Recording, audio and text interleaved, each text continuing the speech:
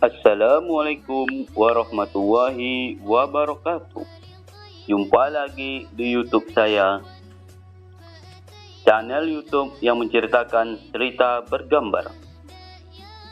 Pada kesempatan ini, saya akan bercerita hikmah dan ganjaran orang yang memuliakan tamunya. Sebelum lanjut ke ceritanya, untuk dapat penonton mensubscribe, like, share dan komentarnya.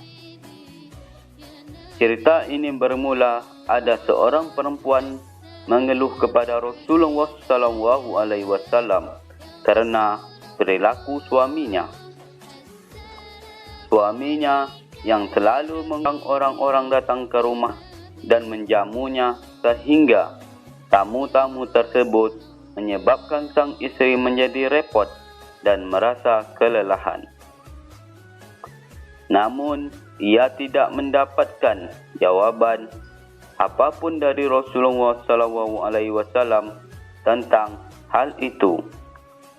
Setelah beberapa waktu, Rasulullah SAW pergi ke rumah suami istri tersebut.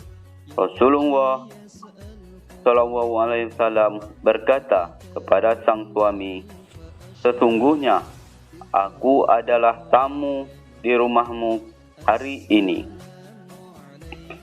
Betapa bahagianya sang suami demi mendengar ucapan Rasulullah tersebut, maka ia segera menghampiri istrinya untuk mengabarkan bahawa tamu hari ini adalah Rasulullah SAW.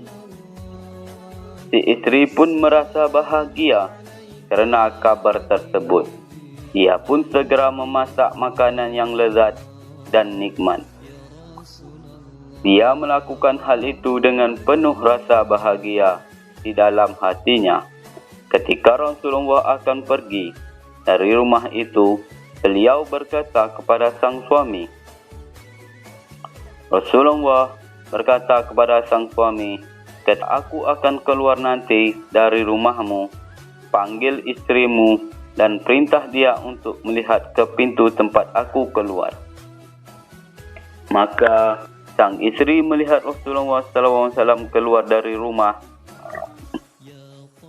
dari rumahnya diikuti oleh binatang-binatang melata seperti kalajengking dan berbagai binatang yang berbahaya lainnya di belakang Rasulullah.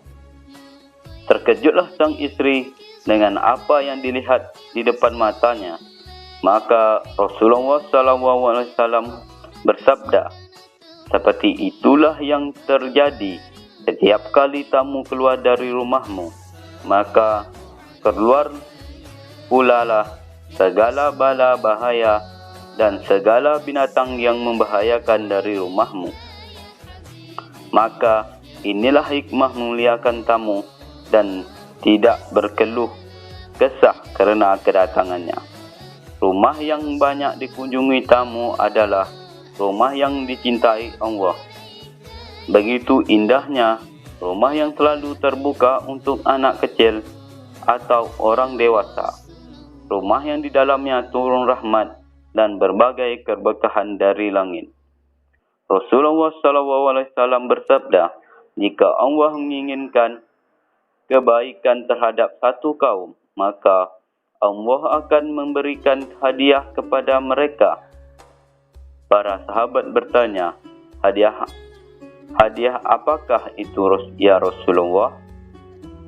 Rasulullah SAW bersabda, "Tamu akan menyebabkan turunnya rezeki untuk pemilik rumah dan menghapuskan dosa-dosa penghuni rumah." Rasulullah SAW bersabda, "Rumah yang tidak dimasuki tamu tidak, maka malaikat rahmat tidak akan masuk ke dalamnya." Rasulullah SAW bersabda, "Tamu adalah penunjuk jalan menuju surga." Rasulullah SAW bersabda, "Barang siapa beriman kepada Allah dan hari akhir, maka hendaklah dia memuliakan tamunya. Semoga cerita ini bermanfaat. Sekianlah dari saya. Nantikanlah cerita saya selanjutnya. Wassalam.